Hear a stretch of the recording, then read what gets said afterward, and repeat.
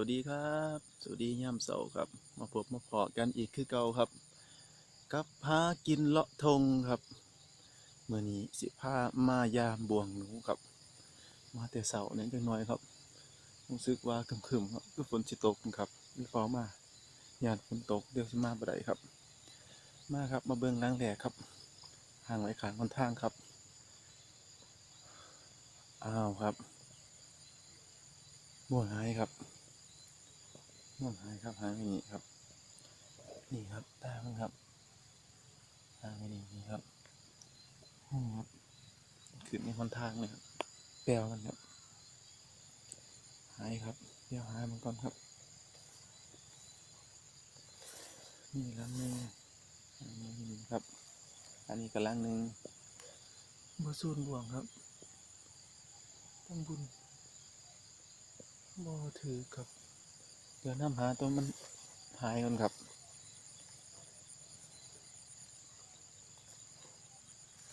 มาทางไหนเนาะเอาครับเข็มลักบ่วงแล้วครับอยู่บ่เอาครับอยู่ครับเป็นหรือตายครับเป็นไหนกับใครเด้อ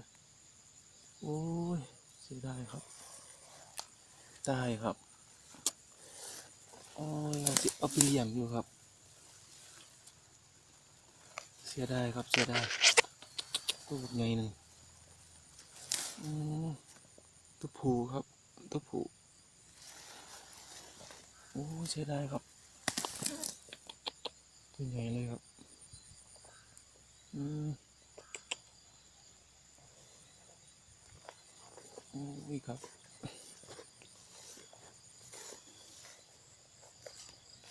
ว่าสิเอาไปเลี้ยงครับตายจ่อยมันพันแห้งครับมันเกี่ยวแห้งโอ้กัดนี่ครับกัดไม่หักเบิดเอาครับมาได้เลี้ยงกัดได้กินแล้วครับยังไงเติบอยู่ครับเอาอันนี้ก่อนไปเบิ่งล้างไม่กระทงขนาดอะไรตัวเป็นครับไปครับได้แล้วครับตัวหนึ่งครับมาแล้วครับมาแล้วได้แล้วตัวหนึ่งไปเบิ่งมองต่อไปครับหางล้อขางทางเลยครับย่ามไงครับหนูอยู่ล้อขางข้างครับมาเบิ่งมองนี้ครับมองนี้ว่านได้แล้วครับตัวหนึ่งครับมองนี้ไปหางอีกเพื่อนลงเรืออีกครับตัวเดี๋ยวลองไปเบิ่งครับบ่อลงเรือครับสงสัยสิเบิดแล้วครับบัวยังคือเก่าทั้งนี้ยังคือเก่าบ่ถือครับบ่ถือว่าหลังนี้ขาดครับบ่ได้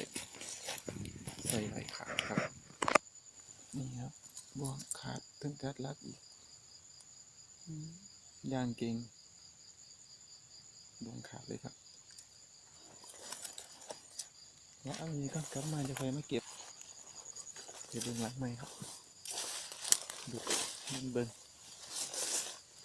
เด็กเติมกันอีกสักตัวสองตัวได้ตัวเดียวก็มาในเก่าครับกันยังไข่คนบ่ได้อยู่ครับ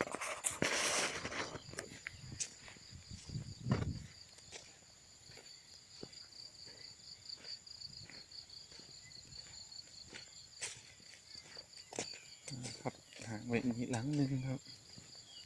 หลังหนึ่งกับย่างหลังหนึ่งที่เก่าครับย่างหลังหนึ่งที่เก่าไปดูมองไหม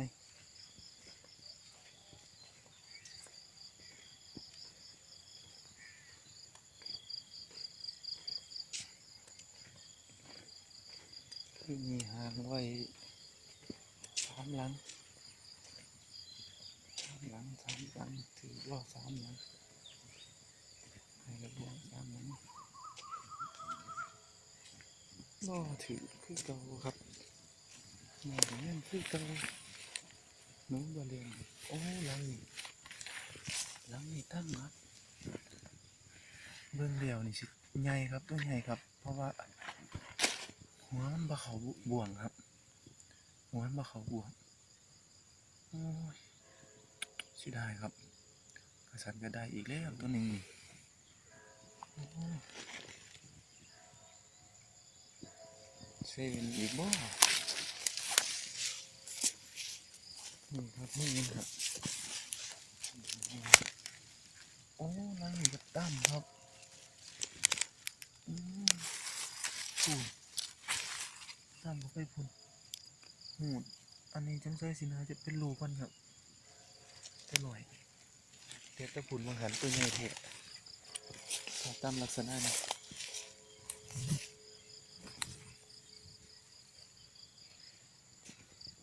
ไปครับไปเบิ่งมึงไม่อีกจักหมองสิบได้เนี่ยบ่จักโต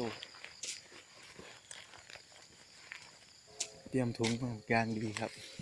มาใส่ตัวเป็นใส่ตัวตายจ่อยเอาตายก็เอาครับไม่ได้เลี้ยงก็ได้กินแล้วครับ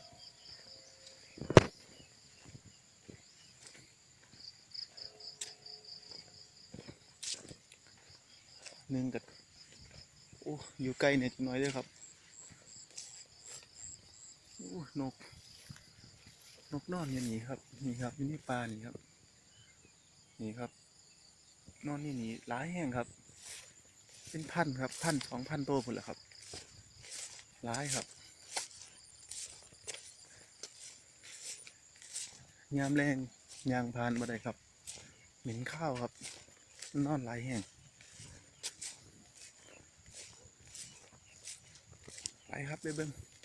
โอ้ครับอยู่มองต้นไม้ฟังสาบครับยางไปเรื่อยๆครับลุไปเรื่อยๆ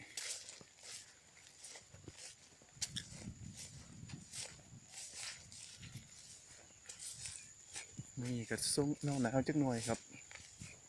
หนาวอากาศเย็นๆคือฝนสิตกสงสัยพายุสีเขาอีกครับพายุเขา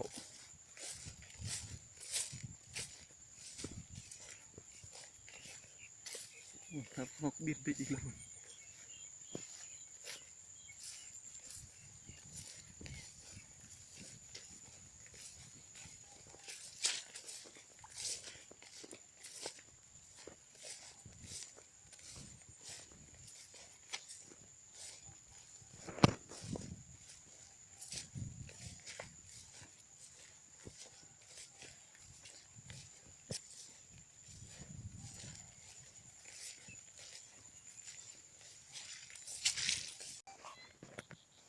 นะครับมาลุ้นกันต่อครับว่าสิได้อีกบ่ครับจากโตมาหลังเลยครับยังคือเก่าครับหลังนี้ก็บ่ถึงครับบ่ถึงสิบ่ได้อีกบ่ครับจากโตครับเป็นจังซี่อืมนี่อย่างนึงครับอยู่นี่ครับอ้าวครับอ้าวโอ้ยโอ้ยมันเน่าแล้วบ่ครับคือตัวใหญ่แท้โอ้ยโอ้ยถือตัวย่ามใดเนาะครับนี่โอ้ยเป็นหมดจอครับโอ้ยนี่ครับตัวนี้โอ้ยนะครับเนี่ยหมดแล้วครับโอ้ยหมดกัดเบิดเลยครับถือตัวย่ามแรงครับขนาดนู้นตัวพวกใหญ่ถือเอวครับโอ้ยหมดครับถือตัวย่ามแรงครับโอ้ยบ่ได้ไม่ย่ามโอ้ยบนหน้าตาครับหนูตัวเมียครับหมดกัดจดหน้าสีทองครับนี่โอ้เสียดายครับเสี จะได้แห้งหนูใหญ่แห้ง